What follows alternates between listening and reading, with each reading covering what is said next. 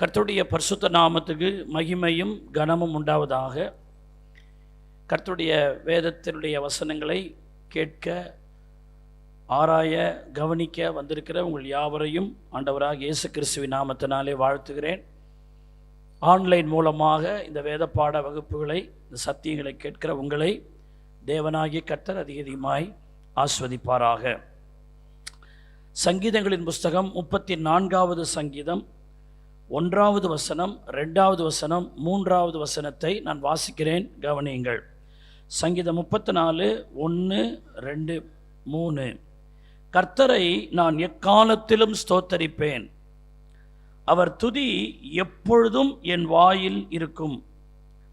கர்த்தருக்குள் என் ஆத்துமா மேன்மை பாராட்டும், சிறுமைப்பட்டவர்கள் அதை கேட்டு மகிழ்வார்கள்.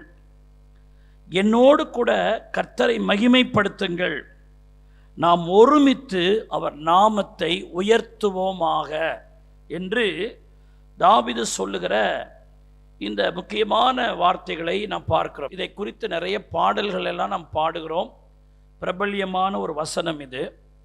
இன்றைய செய்தியினுடைய தலைப்பு என்னவென்றால், எக்காலத்திலும் கர்த்தரை ஸ்தோத்தரிப்பேன் என்பதுதான். அருமையான தேவனுடைய பிள்ளைகளே, தாவீது இங்கே 2 பதத்தை பயன்படுத்துகிறார்.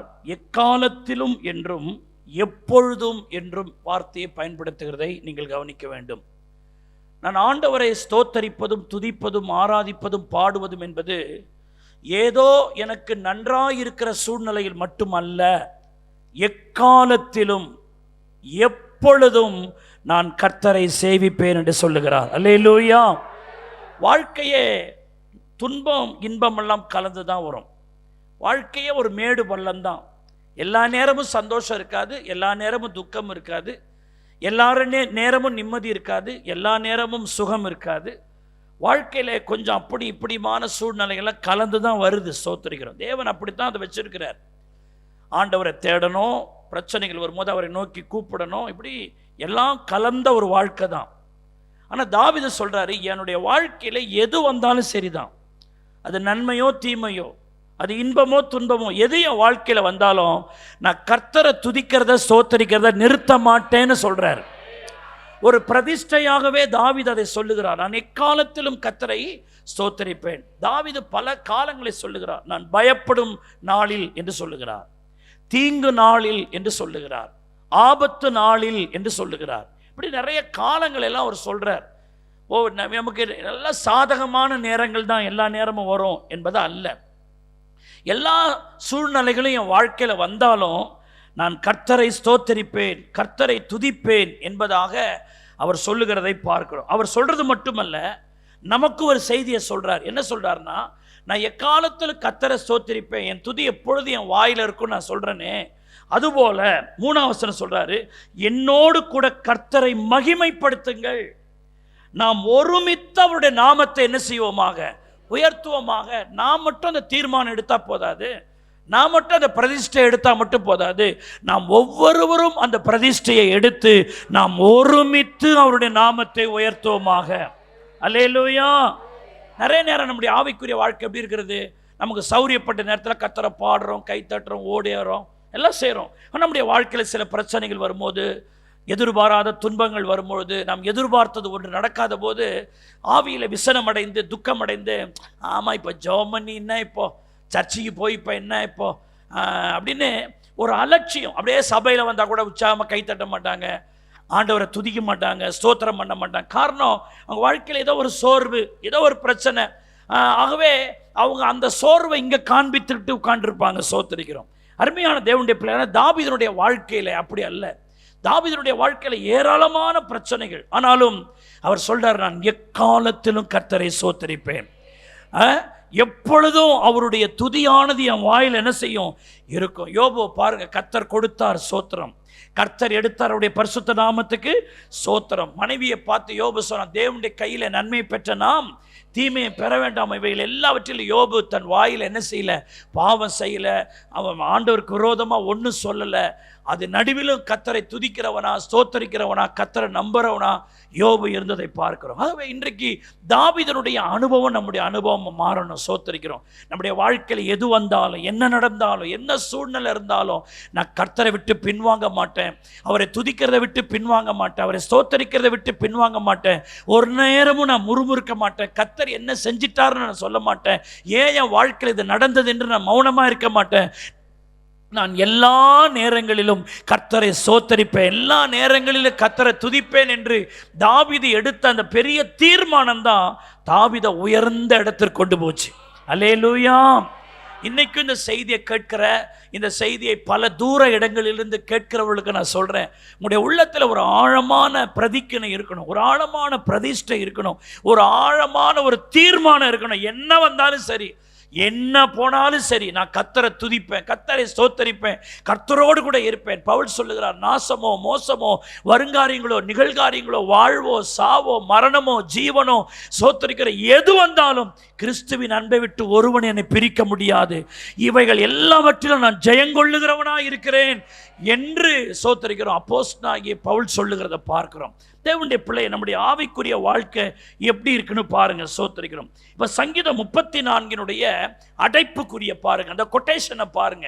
எந்த நேரத்தில் இந்த 34ஆம் சங்கீதத்தை அவர் பாடினார் என்றால், தாவீது அபிமெலேக்குக்கு முன்பாக வேஷம் மாறின போது அவனால் துரத்தி விடப்படுகையில். இந்த வார்த்தையை பாருங்க, சாதகமான நேரத்தில் பாடின சங்கீதம் அல்ல, துரத்தி விடப்படுகையில் அவனை துரத்துறான். சோத்தரிக்கிறான். அபிமெலேக்கு என்கிறவன் சோத்தரிக்கிறோம் தாவீதை என்ன செய்கிறான்? துரத்துகிறான். இந்த துரத்துகிறான் என்பது நல்ல காரியமா? கொஞ்சம் யோசிச்சு பாருங்க. உங்களை யாராவது துரத்துறேன், என் வீட்டுக்கு வர போடா வெளியில அப்படின்னா முகலாம் மாறிடாது. நம்மளை ஒருவன் துரத்துகிறான், நாம் ஏதோ ஒரு நன்மைக்காகவோ அல்லது ஏதோ ஒரு இடத்தில் இருக்கிறோம், நம்மை ஒருத்தவன் துரத்தி அடிக்கிறான் என்றால் அது நல்ல சூழ்நிலைமையா? கொஞ்சம் யோசிச்சு பாருங்க. முகநாடி மாறிடும், ஜெபிக்க தோணாது, பாட தோணாது, துதிக்க தோணாது. கொஞ்சம் யோசிச்சு பாருங்க. யாராவது உங்களை துரத்தினால் உங்கள் மனநிலை என்ன? யாராவது உங்களை துரத்தி அடிக்கிறார்கள், விரட்டி அடிக்கிறார்கள் என்றால் நாம் என்ன மனநிலையோடு கூட இருப்போம்? கொஞ்சம் யோசிச்சு பாருங்க. லிட்ரலா யோசிங்க. சும்மா வசனத்தில் இருக்குது அதனால அப்படி படிக்கிறது இல்லை.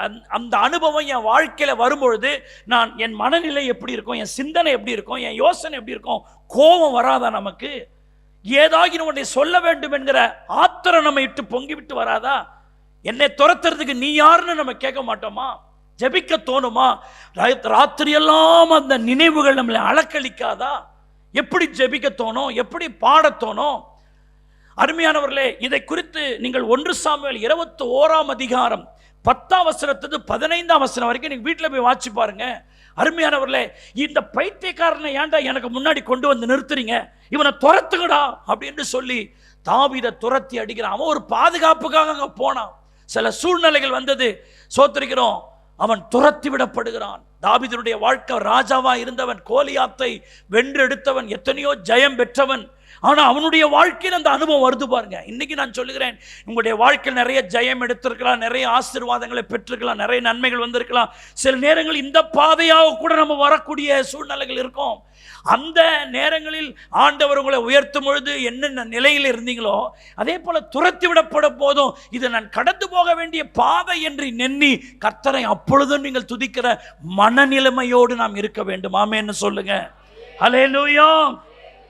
இந்த துரத்தி விடப்படுகையில் தான் தாவீது சொல்லுகிறார், நான் கர்த்தரை எக்காலத்திலும் ஸ்தோத்தரிப்பேன் என்று சொல்லுகிறார். நான் சில அடைப்புக்குறிகளை தாவீது எந்தெந்த சூழ்நிலையில் பாடினார் என்பதற்கு உதாரணமாக சில காரியங்களை எல்லாம் நான் உங்களுக்கு சொல்றேன், கொஞ்சம் பாருங்க. சங்கீதம் 56 அடைப்புக்குரிய பாருங்க. சங்கீதம் 56 அடைப்புக்குரிய பார்த்தீங்கன்னா, பெலிஸ்தியர் தாவீதை காத்தூரில் பிடித்த பொழுது தாவீது பாடின சங்கீதம்னு போட்டிருக்கு. அவன் எதிராளிகளின் கைகளில் வகையாய் பிடிபட்டான்.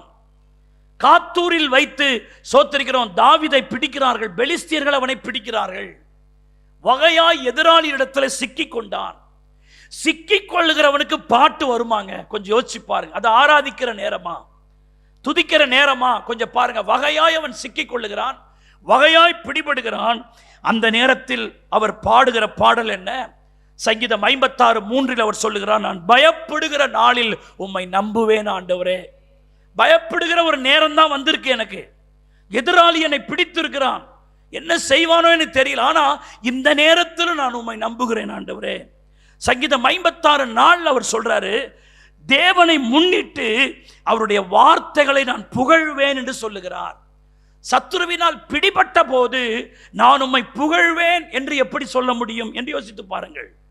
தாவீதுடைய வாழ்க்கையில நன்மையான காலங்களில் மட்டும் அவன் கர்த்தரை துதித்தவன் அல்ல. சத்துருவினால் பிடிபட்ட பொழுது சொல்லுகிறார், ஆண்டவரே நான் உம்மை புகழ்வேன், ஆண்டவரே நான் உம்மை உயர்த்துவேன், ஆண்டவரே. எவ்வளவு அருமையான ஒரு ஆவிக்குரிய அனுபவம் பாருங்கள். நம்மளாம் என்ன, நல்ல சூழ்நிலைகள் இருக்கும்போது ஆலயத்துக்கு வருவோம், ஆண்டவரை தேடுறோம். ஆனால் நம்முடைய வாழ்க்கையில கொஞ்சம் வசதி வந்தாலும் கர்த்தரை விட்டு பிரிஞ்சிடறோம். துன்பம் வந்தாலும் ஆண்டவரை விட்டு என்ன செஞ்சிடறோம், பிரிஞ்சிடறோம்.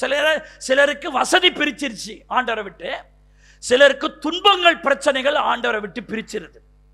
அதுதானே ஒரு பாட்டு பாடுறோம், எந்த சூழ்நிலையிலும் உம்முடைய அன்பின் நின்று நான் என்ன செய்ய மாட்டேன், நான் விலக மாட்டேன் ஆண்டவரே. அதிகமான மகிழ்ச்சியும் அதிகமான துக்கமும் அநேகரை இயேசுவை விட்டு பிரிக்கிறது. பாடல் பாட முடியாமல், ஆராதிக்க முடியாமல் அப்படியே இருப்பான். கொஞ்சம் வசதி வந்துட்டா போதும், சர்ச்சே தெரியாத அவங்களுக்கு.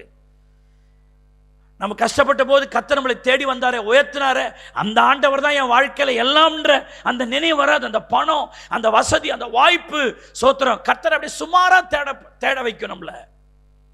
சில நேரம் அதிக பிரச்சனைகள் தேவனை விட்டு நம்மளை பின்வாங்க செய்து விடுகிறது. ஆனால் தாவீது எதிராளிகளால் பிடிக்கப்பட்ட பொழுது, நான் உம்மை நம்புவேன், உம்முடைய வார்த்தைகளை புகழ்வேன் என்று சொல்லுகிற வார்த்தையை பாருங்கள். 57வது சங்கீதத்தினுடைய அடைப்புக்குரிய கொஞ்சம் பாருங்க. 57ஆம் சங்கீதம் எந்த சூழ்நிலையில் தாவீது சவுலுக்கு தப்பி ஓடி கெபியில் ஒதுங்குகையில், கவனிங்க எப்படி இதெல்லாம் உங்க கற்பனையில கொஞ்சம் யோசிச்சு பார்க்கணுங்க. சோத்திரிக்கிறோம், தாவீது சவுலுக்கு தப்பி ஓடுகிறான். அவன் 600 ஏவலாட்களோடு அவனை வேட்டையாட வேண்டும், அவனை கொல்ல வேண்டும் என்று ஒவ்வொரு நாளும் சவுல், சோத்திரிக்கிறோம், தாவீதை விரட்டுகிறான். ஆனால் ஒரு கட்டத்தில் தாவீது சவுலுக்கு தப்பி ஓடி ஒரு கெபியில் ஒதுங்குறான். கெபின்னா அதுக்குள்ள சிங்கம் வேற இருக்கும். அந்த சிங்க கெபியில் ஒரு ஓரமாய் ஒதுங்குகிறான். ஒதுங்கி பைபிள் சொல்லுகிறது, தனக்கு நஷ்டம் நேரிடாதபடிக்கு, சபையாரிங்க இந்த வார்த்தையை கவனிக்கணும், தனக்கு நஷ்டம் நேரிடாதபடி தாவீது பாடின சங்கீதம். அப்படின்னு என்ன அர்த்தம்? ஒரு ஆவிக்குரியவன் தாவீது என்ன சொல்றாரு பாருங்க, என் வாழ்க்கையில பிரச்சனை, ஒரு சத்துருவுக்கு பயந்து ஒரு கெபியில ஒதுங்குறேன், ஆனாலும் எனக்கு நஷ்டம் வராம, இந்த சூழ்நிலையிலும் எனக்கு நஷ்டம் வராம இருக்குன்னா நான் ஒண்ணு செய்யணும், கர்த்தரை பாடி துதிக்க வேண்டும். ஹல்லேலூயா.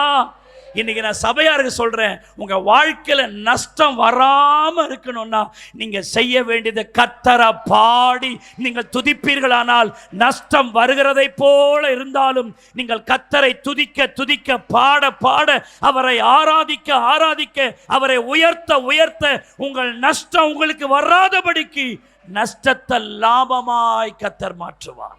அல்லேலூயா. சபையார் கையை வைத்து சொல்லுங்க, எனக்கு நஷ்டம் வராமல் இருக்க வேண்டுமானால் நான் கர்த்தரை பாடி துதிக்கிறவனா இருக்க வேண்டும். நீங்க 58வது சங்கீதத்தினுடைய அடைப்புக்குரிய பாருங்க. அங்க தாவீது தான் கெட்டு போகாதபடிக்கு பாடின சங்கீதம்னு சொல்றாரு. அப்போ உங்க வாழ்க்கையில நீங்க நஷ்டம் அடையாம இருக்கணும்னா, கெட்டு போகாம இருக்கணும்னா, நீங்க கர்த்தரை பாடி துதிக்கிற அனுபவம் நமக்கு வேணும். பாட்டு பாடுறது சும்மா இல்லைங்க, ஆராதிக்கிறது சும்மா இல்ல. எந்த ஒரு தேவனுடைய பிள்ளை கர்த்தரை துதித்து ஸ்தோத்தரித்து பாடுகிறாங்களோ, அவங்க வாழ்க்கையில நஷ்டம் வர்றதா இருந்தா கூட அந்த நஷ்டம் உங்களுக்குள் வராதபடிக்கு, நீங்கள், உங்க குடும்பம், உங்க பிள்ளைகள், உங்க வாழ்க்கை கெட்டு போகாதபடிக்கு உங்க குடும்பத்தை கர்த்தர் நிலை நிறுத்துவார். கைதட்டி ஆமென்னு சொல்லுங்க. அப்போ உங்க பிள்ளைகளுக்கெல்லாம் சொல்லி கொடுக்கணும், கர்த்தரை பாடணும், கர்த்தரை துதிக்கணும், ஆராதிக்கணும். அப்பா சம்பாதிக்கிறேன், அம்மா சம்பாதிக்குது, நமக்கு இவ்வளோ சொத்து பத்துலாம் இருக்குன்னு சொல்லி மமதையா இருக்காதப்பா, இதெல்லாம் நம்மளை காப்பாத்தாது, இதெல்லாம் நமக்கு விஷயம் அல்ல. நம்ம கர்த்தரை காலத்தில் ஸ்தோத்தரிக்கணும், எப்பொழுது நமக்கு துதிக்கணும். அப்படி துதிச்சாதான் நமக்கு நஷ்டம் வராது, என் சோத்திர கெட்டு போக மாட்டோம். நிறைய பேருடைய வாழ்க்கையில துதி இல்லாததான் சோத்திர தங்களுடைய பணங்களை ஆஸ்பத்திரியில் போய் கொட்டுறதும், அட்வொகேட் கையில் கொட்டுறதும் சோத்திரிக்கிறோம். திடீரென்று ஒரு யதார்த்த செலவுகள் வந்து நம்ம போட்டு வச்ச பட்ஜெட் எல்லாம் சில நேரங்களை இடிஞ்சு போகிறது. காரணம் என்ன?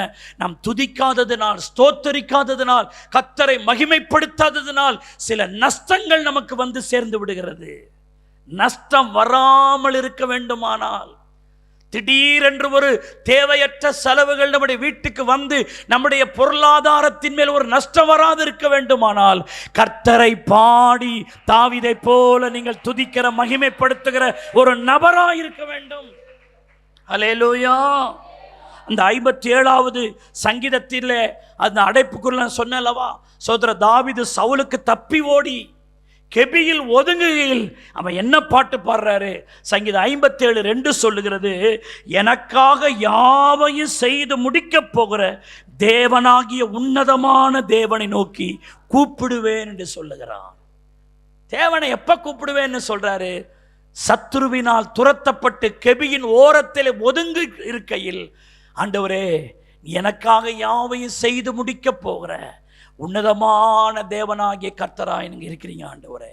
பாருங்களேன், எக்காலத்திலும் நான் கர்த்தரை ஸ்தோத்தரிப்பேன், அவர் துதியானது எப்பொழுது என் வாயில் இருக்கும் என்கிற வார்த்தைக்கு நான் உங்களுக்கு விளக்கம் கொடுத்து கொண்டிருக்கிறேன். 59வது அடைப்புக்குறியை பாருங்கள். அந்த சங்கீதம் எப்பொழுது பாடினாராம்? சவுல் தாவீதை கொல்வதற்காக ஏவலாட்களை அனுப்பின பொழுது, அடியாட்கள் நம்ம ஊர்ல சொன்னோம்னா அடியாட்களை அனுப்பின பொழுது அவன் பாடின சங்கீதம். செய்தி வந்து சேருது தாவீதுக்கு, உன்னை அடிக்க, உன்னை கொல்ல சவுல் ஆள் வச்சிருக்கான், அந்த ஆட்கள் உன் பக்கமா தேடி வந்துகிட்டு இருக்கிறாங்க, உன்னை நீ மாட்டின கைமாதான், உன்னை கொன்றுவாங்க, உன்னை கொல்லணும்னே காசு கொடுத்து ஆளை அனுப்பி இருக்கிறாங்க, வந்திருக்கிறாங்க. பாட்டு வருமா? நமக்கு நெஞ்சே நின்று போயிடும் இல்லையா? ஆண்டவரை துதிக்கிற எண்ணம் அந்த நேரத்தில் வருமா? யோசிச்சு பாருங்க. ஒருவேளை நமக்கு அப்படிப்பட்ட அனுபவம் இருந்துச்சுன்னா நம்மளால பாட முடியுமா? துதிக்க முடியுமா? இந்த காலத்தில் கர்த்தரை சேவிக்க முடியுமா? யோசிச்சு பாருங்க. கொல்றதுக்கு ஆளை அனுப்பும் பொழுது தாவீது பாடுகிறார். 59வது சங்கீதத்தில் என்ன பாடுறாரு? 16ஆம் வசனம் சொல்லுது, நானும் உம்முடைய வல்லமையை பாடி காலையிலே உம்முடைய கிருபையை மகிழ்ச்சியோடு என்ன செய்வேன்? புகழ்வேன். 59:17 சொல்றாரு, என் பலனே உம்மை கீர்த்தனம் பண்ணுவேன். இதெல்லாம் எப்ப சொல்றாருங்க? ஏவலாட்கள் தாவீதுக்கு விரோதமாய் அனுப்பப்பட்ட பொழுது, ஆண்டவரே உம்முடைய வல்லமையை பாடி காலையிலே உம்முடைய கிருபை நான் மகிழ்ச்சியோடு புகழ்வேன்.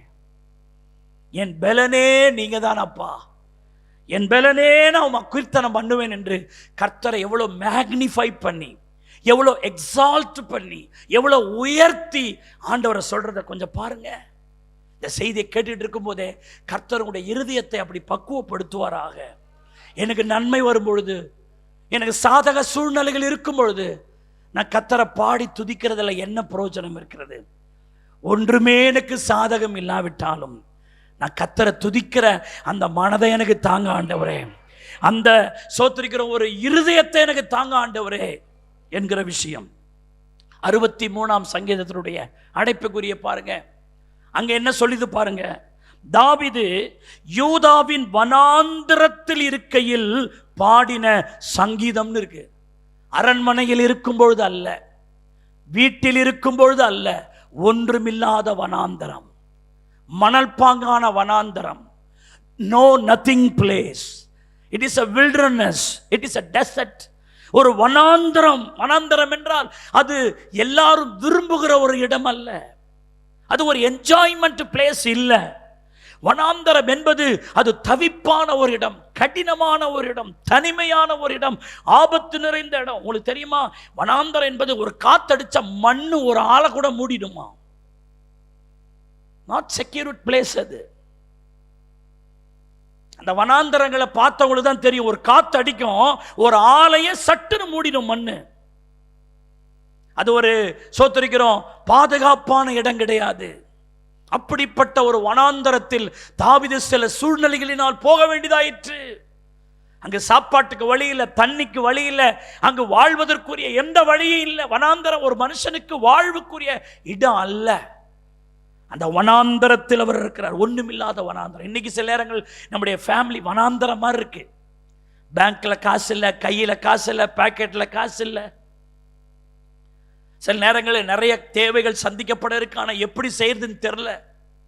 எங்க போனாலும் காரியம் ஒன்றும் வாய்க்கல, அப்படியே சோத்திருக்கிறோம், ஒன்றும் இல்லாம அப்படியே வெறுங்கையா இருக்கிறோம். வனாந்தரம். அந்த வனாந்தரத்தில் இருக்கையில் நிறைய சொல்றாரு. நீர் என் தேவன், அதிகாலமே நான் உம்மை தேடுவேன் என்று அதில் அவர் ஆரம்பிக்கிறார்.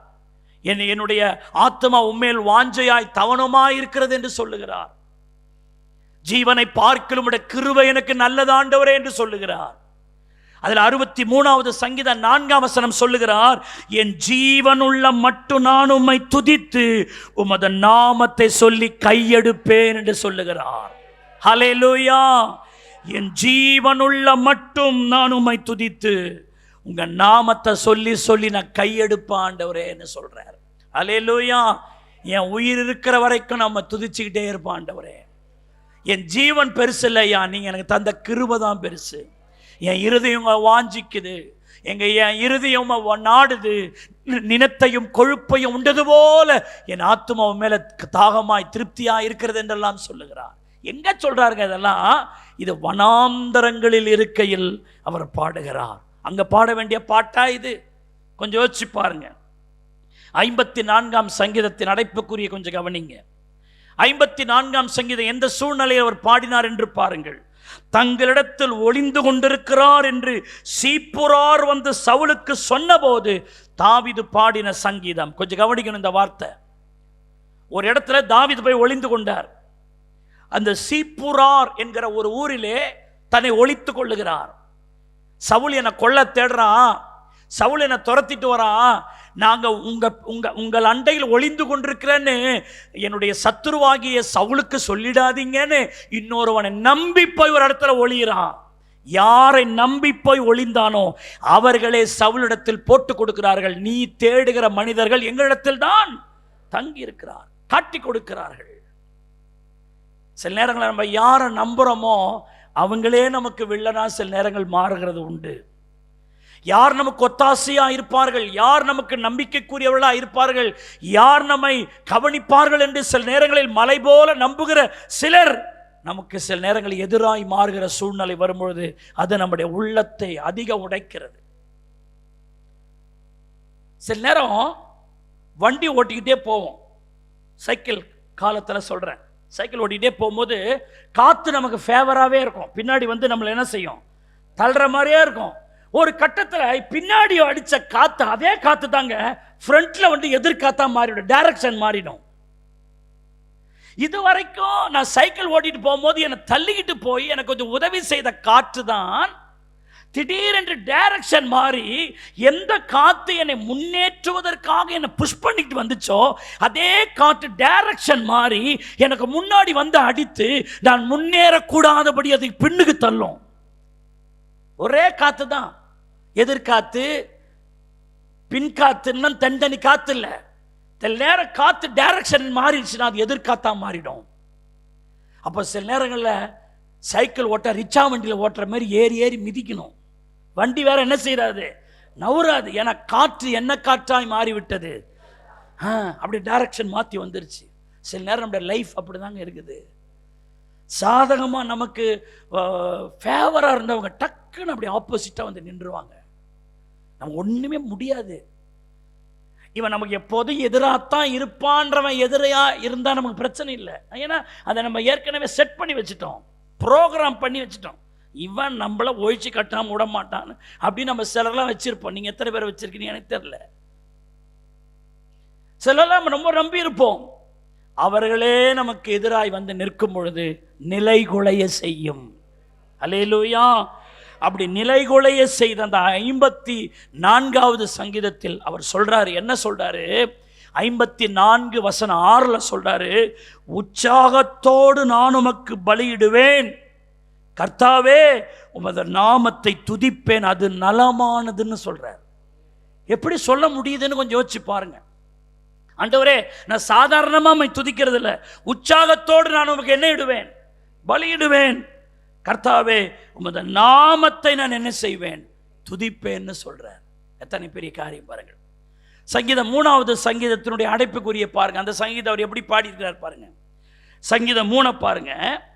தாவீது தன் குமாரன் அப்சலோமுக்கு தப்பி ஓடி போகையில், இது ரொம்ப கொடுமைங்க. இது ஒரு பையன் அப்பாவை துரத்துறான், ஒரு சத்துரு நம்மளை துரத்துறான்னா அது வேற.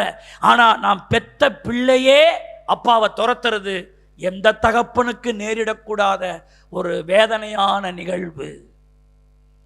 சொந்த மகனே தன்னுடைய தகப்பனை சிங்காசனத்தை விட்டு இறக்கி அந்த சிங்காசனத்தில் தான் உட்கார வேண்டும் என்று சொல்கிற அந்த இருதயத்தோடு தகப்பனை ஒரு கட்டத்தில் விரட்டி அடிக்கிறான்.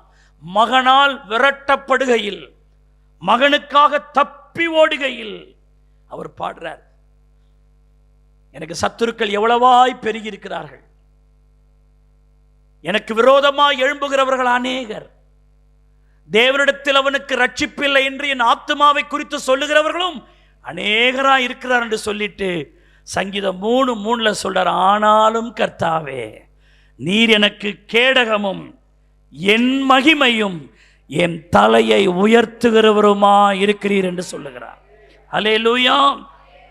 அப்போ துரத்தி விடப்படுகையில் அவர் பாடின சங்கீதம்னு சொல்றார். 18ஆம் சங்கீதத்தினுடைய அடைப்புக்குரிய கொஞ்சம் கவனிங்க. தோத்திரம் சங்கீதம் 18 எந்த சூழ்நிலையில் பாடினார் பாருங்க. தாவீது இந்த பாட்டின் வார்த்தைகளை கர்த்தர் தன்னுடைய எல்லா சத்துருவின் கைக்கும் சவுலின் கைக்கும் நீங்களாக்கி விடுவித்த நாளில் பாடின பாட்டுன்னு இருக்குது. இங்க ஒரு விளக்கத்தை நான் சொல்றேன். இந்த பாட்டு சங்கீதம் 18 சத்துருவின் கையிலிருந்து கர்த்தர் தாவீதை விடுவித்த நாளில் அவர் பாடினார்னு இருக்கு. நான் இப்படி சொல்லுகிறேன், தாவீதுக்கு சத்துருவின் கையில் இருந்தாலும் பாட்டு வரும், சத்துருவின் கையிலிருந்து விடுதலையானாலும் பாட்டு வரும். கைதட்டி கர்த்தரை ஸ்தோத்திரம் பண்ணுங்க. அதுக்குதான் எக்காலத்திலும் கர்த்தரை ஸ்தோத்திரிப்ப. எல்லாரும் சொல்லுங்கள், சத்துருவின் கையில் சிக்கின பொழுதும், சத்துருவின் கையிலிருந்து விடுதலையாக்கப்பட்ட பொழுதும் தாவீது கர்த்தரை பாடி துதிக்கிறவனாயிருந்தான். கைகளை தட்டி ஆண்டவரை ஸ்தோத்திரம் பண்ணுவோம்.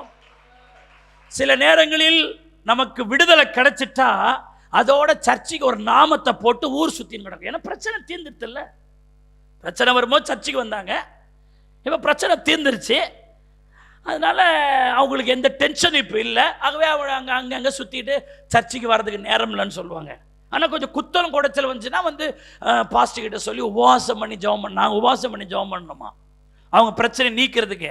அவங்க பிரச்சனை நீக்கிட்ட பிறகு சர்ச்சைக்கு வர மாட்டாங்களாம். இப்படி ஒவ்வொருத்தருக்கும் நாங்கள் உபவாசம் பண்ணால் நாங்கள் எப்போத்தான் சாப்பிட்றது, எப்போத்தான் வாழறது. அதுவும் ஊக்கமாக ஜெபிங்கன்னு வாங்க. அந்த மூக்கே அர்த்தம் நம்ம போல இருக்கும். அப்படி அந்த முகத்தை வச்சுக்கிட்டு, அப்போ நீங்கள் நினைக்கிறீங்க பாஸ்டர்கிட்ட பேசும்போது கொஞ்சம் ஜாக்கிரதையாக தான் பேசணும் அப்படின்னு. ஏங்க, நாங்கள் எல்லாருக்கும் ஜெபிக்கு கடமைப்பட்டிருக்கிறோங்க. அதுக்கு தான் நாங்கள் இருக்கிறோம். ஃபுல் டைம் ஊழியம் தான் எங்கள் ஊழியம். ஆனால் அது பிரச்சனை இல்லை. எங்களை ஜெபிக்க சொல்லிட்டு நீங்கள் எப்படி நடந்துக்கிறீங்க அதான விஷயம். பாஸ்டர்கிட்ட சொல்லிட்டோம், அவர் ஆண்டவர் பக்கத்திலே இருக்கிறாரு, அவர் ரெக்கமெண்ட் பண்ணுறாரு, நம்ம எப்படி ஒப்பேறலான்றது எப்படி நல்ல விஷயமா கொஞ்சம் யோசிச்சு பாருங்க. ஒரு முறை ஒரு சகோதரியை குறித்து ஆண்டவர் அப்படி தான் சொன்னார். ஒரு பிரச்சனை வந்து சொல்லிட்டு இருக்கு, நான் ஊக்கமாக ஜெபம் பண்ணிருக்கிறேன், பிரச்சனை மட்டும் மாறவே இல்லை. ஆனால் வரும்போதெல்லாம் சொல்கிறேன், எனக்கே கஷ்டம் ஆண்டவரே, இந்த சகோதரி இந்த பிரச்சனை இவ்வளோ என்கிட்ட வருத்தமாக சொல்லிட்டு இருக்கிறேன், நானும் ஜெபம் பண்ணிட்டு இருக்கிறேன், அந்த சகோதரி அந்த பிரச்சனை திரும்ப திரும்ப சொல்லிட்டு இருக்கிறாங்க, ஏன் மாற்றம் வரலன்னா திடீர்னு ஆவியானவர் சொல்கிறாரு, நீ தான் ஜெபிக்கிற, அதை பற்றி அது ஜெபிக்கவே இல்லை. ஒரு நாள் வந்துச்சு, நான் கேட்டேன், மறுபடியும் அதே பிரச்சனையை எடுத்துன்னு வந்துச்சு. நாங்கள் ஸ்டடி ஆகிட்டேன் அதோட சண்டை போடுறதுக்கு. சரி, இந்த பிரச்சனை இருக்குன்னு என்கிட்ட சொல்லின்னு இருக்கிறியே, அதுக்காக நீ ஊக்கமா ஜெபம் பண்ணியா, நீ உபவாசம் போட்டு ஜெபம் பண்ணினா தலையை தொங்க போட்டு நிற்கிது தோத்திரம் அப்படின்னா எம்மா கொழுப்பு, இதுக்கெல்லாம் ஜெபம் பண்ணலாமா நம்ம? உங்க பிரச்சனைக்கு எங்க ஜெபம் சும்மா சைடு சப்போர்ட் தாங்க. உங்க ஜெபம் தான், உங்க பிரச்சனைக்கு உங்க ஜெபம் தான் முழு தீர்வு. ஹல்லேலூயா. பைபிள் சொல்லுகிறது, ஒருவன் துன்பப்பட்டால் அவன் ஜெபம் பண்ண கடவன். அப்படிதான் பைபிள்ல இருக்கு. அதுக்கு பிறகுதான் பாஸ்டர் ஜெபம், அதுக்கு பிறகுதான் சபையார் ஜெபம். நீ என்ன பண்ற? அதான் நாங்க இருக்கிற முக்கியம். ஹல்லேலூயா. ஆகவே அருமையான தேவனுடைய பிள்ளைகளே, எக்காலத்திலும் கர்த்தரை ஸ்தோத்திரிப்பேன். சங்கீதம் 27:6 பாருங்களேன். சங்கீதம் 27:6, இப்பொழுது என் தலை என்னை சுற்றிலும் இருக்கிற என் சத்துருக்களுக்கு மேலாக. பாருங்க, அவன் பிரச்சனையில தான் இன்னும் தாவீது இருக்க. அந்த சங்கீதத்தை அந்த வேர்ட் பை வேர்ட் கொஞ்சம் கவனிங்க. இப்பொழுது என் தலை என்னை சுற்றிலும் இருக்கிற என் சத்துருக்கள்ன்றார். அப்போ தாவீதை சுத்தி சத்துருவா இருக்கிறாங்க. இப்பொழுது என்னுடைய தலை என்னை சுற்றிலும் இருக்கிற என் சத்துரு. அப்போ தாவீதினுடைய தலை மேல் எழும்பாத அளவுக்கு தாவீதினுடைய தலையை சுத்தில எப்படி இருக்கிறாங்க? சத்துருவா இருக்காங்க. அவனை கொட்டுறாங்க, அவனை முடுக்கிறாங்க, அவனை கீழே பிரஸ் பண்றாங்க. அவன் மேல வந்துடக்கூடாது, தாவீது மேல வந்துடக்கூடாதுன்னு அவன் தலையை சுத்தில சத்துரு இருந்து அழுத்திக்கிட்டே இருக்கான். ஆனா எக்காலத்தில் கர்த்தரை ஸ்தோத்திரிப்பேன், அவர் துதி எப்போது என் வாயில் இருக்கும் என்று சொல்லுகிற தாவீது சொல்லுகிறான். தன் தலையை சுற்றி சத்துரு இருக்கும்போது சொல்லுகிறார், இந்த சத்துருக்களுக்கு மேலாக என் தலையை கர்த்தர் உயர்த்துவார். அது நிமித்தம் அவருடைய கூடாரத்திலே நான் ஆனந்த பலிகளை இட்டு கர்த்தரை பாடி கீர்த்தனம் பண்ணுவேன்னு சொல்றார். இன்னைக்கு நான் பிரச்சனையில் இருக்கிறேன், இன்னைக்கு நான் கஷ்டத்தில் இருக்கிறேன். ஆனா இப்படியே என் வாழ்க்கை ஒழிஞ்சு போறது இல்லை. கர்த்தர் என் நிலையெல்லாம் மாற்றுவார். இந்த சத்துருக்களுக்கு மேலாக என் தலையை உயர்த்துவார். அதனால் அவரை பாடி கீர்த்தனம் பண்ணி அவரை துதிப்பேன் என்று சொல்லுகிறார். ஆமென்னு சொல்லுங்க. ஹல்லேலூயா. அப்ப எக்காலத்திலும் கர்த்தரை துதிப்பேன் என்பதற்கு வேதத்தில் இருக்கிற இன்னும் சில உதாரணங்களை நான் வேகமா சொல்லி இந்த செய்தியை முடிக்கிறேன். தானியேல் 3ஆம் அதிகாரம் 17ஆம் வசனம் 18ஆம் வசனத்தை பாருங்க. இங்க சாத்ராக், மேஷாக், ஆபேத்நேகோ என்கிறவர்கள் இருக்கிறாங்க. அவங்க அந்த தூரா சமபூமியிலே நிறுத்தப்பட்ட அந்த பொற்சலையை அவர்கள் விழுந்து பணிய வேண்டும் என்று நிர்பந்தம் பண்ணப்படுகிறார்கள். நிறைய யூதர்களும் சோத்திருக்கிறோம் நேபுகாத்நேச்சாருக்கு பயந்து அந்த சிலையை வணங்குறாங்க. ஆனால் அந்த 3 புருஷர்கள் என்ன சொல்கிறார்கள்? 17ஆம் வசனம், நாங்கள் ஆராதிக்கிற எங்கள் தேவன் எங்களை தப்புவிக்க வல்லவரா இருக்கிறார். அவர் எரிகிற அக்கினி சூளைக்கும் ராஜாவாகி உம்முடைய கைக்கும் நீங்களாக்கி விடுவிப்பார். விடுவிக்காமல் போனாலும், இதான் எக்காலத்தில் கர்த்தரை ஸ்தோத்திரிக்கிறது. விடுவிச்சா மட்டும் நாங்க கர்த்தரை ஆராதிக்கிறவங்க கிடையாது. விடுவிக்காம போனாலும் நாங்கள் கர்த்தரை தான் ஆராதிப்போம். கைகளை நல்லா தட்டி ஆண்டவரை ஸ்தோத்திரம் பண்ணுங்க. விடுவிச்சாலும் எனக்கு இயேசுதான், விடுவிக்காம போனாலும் இயேசுதான். இயேசு உண்மையான தெய்வம் கண்டுகிட்டாங்க. அவர்தான் எங்கள் பாவத்துக்காக ரத்தம் சிந்தினார், அவர்தான் எங்களுக்காக ஜீவனை கொடுத்தார், அவர்தான் மெய்யான தெய்வம்னு நாங்கள் ஆணித்தரமா நம்பிட்டோம்.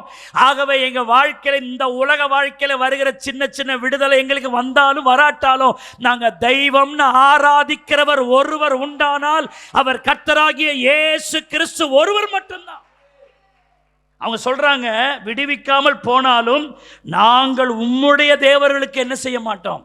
ஆராதனை செய்வதும் இல்லை, நீ நிறுத்தின பொற்சலையை பணிந்து கொள்வதும் இல்லை என்கிறது ராஜாவாகிய உமக்கு தெரிந்திருக்க கடவுள். எங்களை குறித்து நீங்க வேற மாதிரி திங்க் பண்ணிடாதீங்க. எல்லா இடத்துலையும் மிரட்டல் உருட்டலுக்கு நாங்கள் காலில் விழுந்துரும் நினைச்சாதீங்க. ராஜா, எங்களை பற்றி உமக்கு தெரியணும். என்ன தெரிஞ்சிருக்கணும் தெரியுமா? இவங்க என்ன ஆனாலும், நஷ்டமே வந்தாலும் இவர்கள் தேவனை மட்டுமே ஆராதிக்கிறவர்கள் என்கிறது. நான் சொல்றேன், உங்களை பற்றி உங்க சொந்தக்காரனுக்கு அப்படி தெரிஞ்சிருக்கணும். நம்முடைய தெருவில் நம்மை குறித்து, நம்மை பற்றி என்ன தெரிஞ்சிருக்கணும் தெரியுமா? ரொம்ப வாயாடி, பைபிள் எடுத்துட்டு போவோம், ஆனா ஐயோ அல்ல அயோக்கியத்தனத்தை இது செய்யும் நம்மளை குறித்து அப்படி தெரிஞ்சிடக்கூடாது. இவங்க எப்போதும் பைபிளும் ஆண்டவர் ஜபம் துதி சோத்திரம் என்ன சொன்னாலும் இவங்க ஆண்டவரை விட்டு என்ன செய்ய மாட்டாங்க, வர மாட்டாங்கன்னு நாம் கர்த்தரை சேவிக்கிறதை குறித்து அவர்களும் தெரிந்திருக்க விதத்தில் நம்முடைய ஜீவியம் இருக்கணும். ஆமென்னு சொல்லுங்க. அப்படியே தூக்கி அந்த விடுவிக்காமல் போனாலும் அப்படி வைராக்கியமா உள்ள போனாங்க. ஆண்டவர் அவர்கள் என்ன அக்கினிக்கு இறையவாக்குனாரு. பைபிள் சொல்லுகிறது, தானியேல் 3ஆவது அதிகாரம் அதனுடைய 25வது வசனம் சொல்லுது, அதற்கு அவன், இதோ 4 பேர் விடுதலையாய் அக்கினியின் நடுவில் உலாவுகிறதை காண்கிறேன், அவர்களுக்கு ஒரு சேதமும் இல்லை. ஒரு சேதமும் இல்லை. அவங்க சுட்டி எரிஞ்சு பஸ்பமாயிடுவான்னு பார்த்தாங்க. ஆனால் கர்த்தரை ஆராதிக்கிறவனுக்கு ஒரு சேதமும் இல்லை. எக்காலத்தில் கர்த்தரை சோத்தரிக்கிறவர்கள், அவருடைய துதியை எப்பொழுது தன் வாயில் வைத்திருக்கிறவர்களுக்கு சேதம் இல்லை. கைகளை தட்டி ஆண்டவரை சோத்திரம் பண்ணுங்க. தானியேல் 6ஆம் அதிகாரம் 10ஆம் வசனத்தை பாருங்க வேக வேகமாக. அதுல ஜபம் பண்ணா, நீ கர்த்தரை ஸ்தோத்திரம் பண்ணா, கர்த்தரை துதிச்சா உன்னை சிங்கக்கபியில போட்டுருவோம் என்கிற ஒரு சட்டம் இருந்த பொழுது தானியேல் 6:10 சொல்லுது, தானியேலோ வென்றால் அந்த பத்திரத்துக்கு கையெழுத்து வைக்கப்பட்டது என்று அறிந்த போதிலும் தன் வீட்டுக்குள்ளே போய் தன் மேல் அறையில எருசலேமுக்கு நேராய் பலகணிகளை திறந்திருக்க அங்கே தான் முன்பு செய்து வந்தபடியே தினமும் 3 வேளை தன் தேவனுக்கு முன்பாக முழங்கால் படியிட்டு ஜபம் பண்ணி ஸ்தோத்திரம் செலுத்தினான். ஸ்தோத்திரம் போட்டா உனக்கு சிங்ககபின்னு இருக்கு, அப்போதும் ஸ்தோத்திரம் போடுகிறான். கர்த்தரை எக்காலத்திலும் ஸ்தோத்தரிப்பேன், அவர் துதி எப்பொழுது என் வாயில் இருக்கும். அல்லேலூயா. சிங்கக்கபி அவன் ஜபத்தை நிறுத்தவில்லை.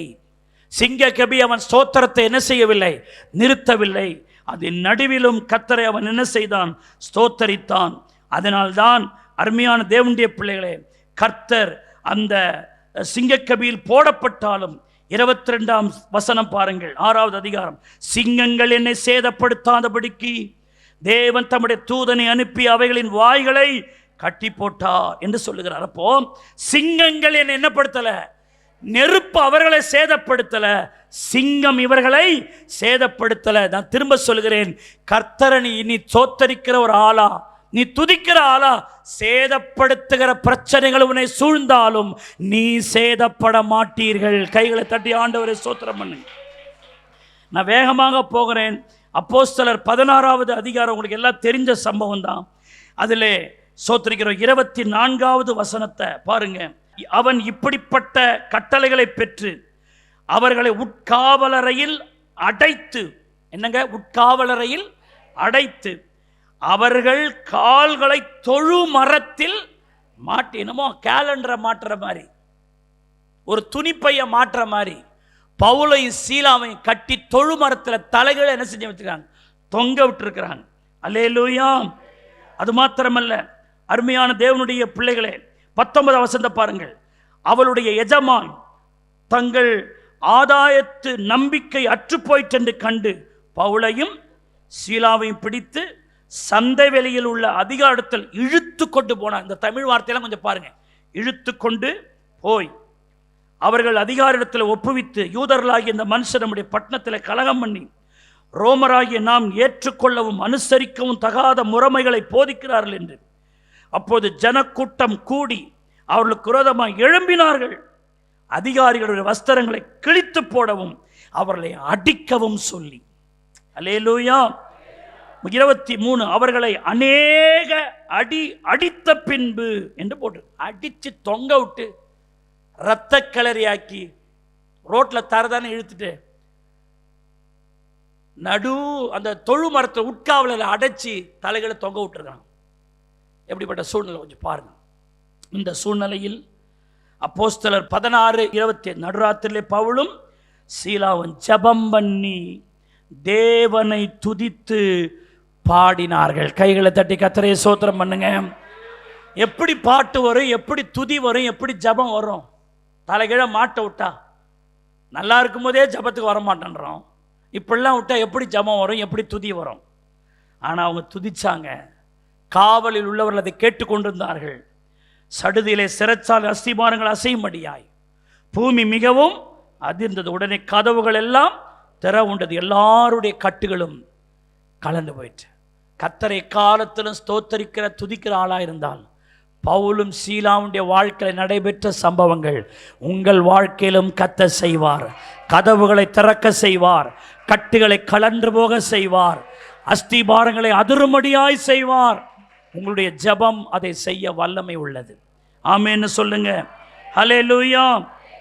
அருமையான தேவனுடைய பிள்ளைகளே, வேதத்தில் யோனாவின் புஸ்தகத்தை பாருங்க.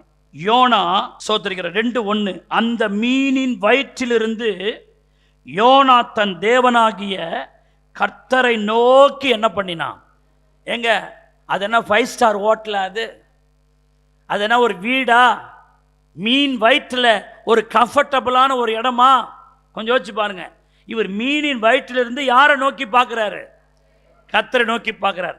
அந்த மீனின் வயிற்றில் இருந்து என்ன சொல்றாரு? 2ஆம் அதிகாரம் 9ஆம் வசனத்தில், நானோவெனில் துதியின் சத்தத்தோடு உமக்கு என்ன இடுவேன்? பலி. அங்க துதிக்கிற இடமா? மீனின் வயிறு துதிக்கிற இடமாங்க. மீன் வயிற்றுல நம்ம இருந்தா துதிக்க அங்க வருமா? அந்த கான்சியஸ் நமக்கு வருமா? யார் எப்படியோ, நானோ உமக்கு துதி பலிகளை செலுத்துவேன், நான் பண்ணின பொருத்தனையை என்ன செய்வேன்? நான் செலுத்துவேன். ரட்சிப்பு யாருடையது? கர்த்தருடையது. நானோவெனில் துதியின் சத்தத்தோடு பலியிடுவேன். மீன் வயிற்றுல யோனா எத்தனை நாள் இருந்தாருங்க? 3 நாள் இருந்தார்னு இருக்கு. இவன் மீன் வயிற்றுல இவனுக்கும் சோறு கிடையாது, மீனும் பாஸ்டிங் தான். ஏன்னா மீன் சாப்பிட்ட இவனை அதுக்கு ஆகாரமாக மாறணும்னா இவனை செரிக்கிறதுக்கு அது உள்ளே எடுக்கணும். அந்த செரிக்கிற திரவத்தை அது வெளியிடாம அதுவும் பாஸ்டிங்ல இருக்குது. தோத்திரம். இவன் பாஸ்டிங் மாத்திரம் இல்லை, மீனும் பாஸ்டிங். தோத்திரம். இவர் உள்ள இருந்து ஜெபம் பண்றார், நான் துதிப்பேன் சோத்தரிப்பேன்றார். அதுக்கு முன்னாடி துதிக்கல, தேவ சமூகத்தோடு ஓடினார். ஆனால் மீன் வயிற்றுல மனம் திரும்புறார், நான் துதிப்பேன்னார். நம்முடைய மனம் திரும்புதல் கரெக்ட் ஆயிடுச்சுன்னா அடுத்த வசனமே பாருங்களேன். கர்த்தர் மீனுக்கு கட்டளையிட்டார், அது யோனாவை கரையில் கக்கிவிட்டது. கைதட்டி கர்த்தரை ஸ்தோத்திரம் பண்ணுங்க. அவ பாருங்க, ஒரு மீன் வயிற்றுக்குள்ள ஆபத்தான நிலையில் இருந்த யோனா எதினால் வெளியேற்றப்பட்டான்? நான் கர்த்தரை துதிப்பேன். கைகளை தட்டி ஆண்டவரை ஸ்தோத்திரம் பண்ணுவோம். நான் கர்த்தரை துதிப்பேன், நான் ஸ்தோத்தரிப்பேன் எடுத்த அவன் தீர்மானம் அவனுக்கு ஒரு பெரிய விடுதலை கொண்டு வந்து விட்டுச்சு. ஆமென்னு சொல்லுங்க. கடைசியா ஒன்னு சொல்லி முடிச்சிடறேன். ஆபகுக் புஸ்தகம் 3ஆவது அதிகாரம் அதனுடைய 17, 18 ஆகிய வசனத்தை வாசிக்கிறேன்.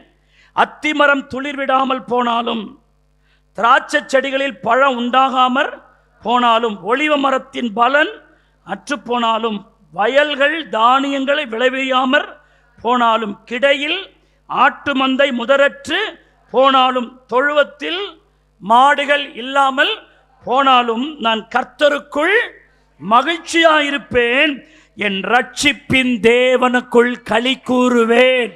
ஹல்லேலூயா.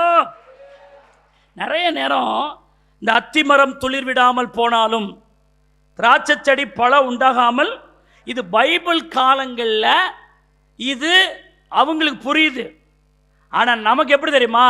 பேங்கில் காசு இல்லாமல் போனாலும், வீடு கட்ட முடியாமல் அறகுறையில் நின்றாலும், ஸ்கூல் ஃபீஸ் கட்டுவதற்கு வழி நாதி ஒன்றும் இல்லாவிட்டாலும், சோறு சாப்பிட முடியாமல் வயிறு காய்ந்தாலும், உதவி கேட்க போகிற இடத்திலெல்லாம் உதவி கிடைக்காமற் போனாலும், இன்னும் என்னென்னலாம் சொல்லலாம். தோத்திரம். உங்களை யோசிக்க வைக்கிறதுக்கு எனக்கு தெரியல. சோத்தரிக்கிறோம். நான் எதிர்பார்த்த ஒன்றும் எனக்கு கிடைக்காமல் போனாலும், சம்பளம் வராவிட்டாலும், வீட்டில் மல்லிகை ஜாமான்கள் ஒன்றும் இல்லாவிட்டாலும், பாஸ்டர் நான் சர்ச்சுக்கே வரமாட்டேன் பாஸ்டர், சும்மா அத்தி மரம் துளிர் விடாமல் போ. இது நமக்கு குத்தலியே. இது நம்ம அத்தி மரத்தை வச்சுக்கிறோம், இப்போ திராட்சை செடியை வச்சிருக்கோம். அது அந்த காலம் கதை. இப்போ இருக்கிற இதெல்லாம் சொல்லணும். எது இல்லாமல் போனாலும், அது இல்லாமல் போனாலும் சபைக்கு வருவியா? அந்த மூஞ்ச பார்க்கணுமே. தோத்திரம். அந்த பார்க்குற மூஞ்சாவே அது இருக்காது வேற. சோத்திரம். சோகமாக இருக்கும். சம்பளம் இல்லை, அது இல்லை, என்ன பண்ணுவேன்னு தெரில. அப்படிதான் ஒரு பாஸ்டர் அம்மா சொன்னிச்சான், அம்மா சாப்பாடு போடுமா அப்படின்ச்சான். அரிசி இல்லை, எண்ணெய் இல்லை, புளி இல்லை, அது இல்லைன்னு சொன்னிச்சான். அந்த பாஸ்டர் சொன்னாரா, ஏமா இல்லை இல்லைன்னு ஏமா சொல்ற? இருக்கு இருக்குன்னு சொல்லு. அரிசி இல்லைன்னா இல்லைன்னு தான் சொல்லணும். அது எப்படி இருக்குன்னு? அரிசி வாங்க வேண்டியது இருக்கு, புளி வாங்க வேண்டியது இருக்கு, ஸ்கூல் ஃபீஸ் கட்ட வேண்டியது இருக்கு, வாடகை பணம் கட்ட வேண்டியது இருக்கு. இருக்கு இருக்குன்னு சொல்லு. தோத்திரம். சில நேரம் இந்த பொம்பளை ஆட்கள் டென்ஷன் ஆகுறது இல்லைன்னு முதல் டென்ஷன் ஆகுது. தோத்திரம். கொஞ்சம் கூட விசுவாசமே இல்லை. தோத்திரம். அல்லேலூயா. இதே ஆலயத்தில் சோத்திரிக்கிறோம்.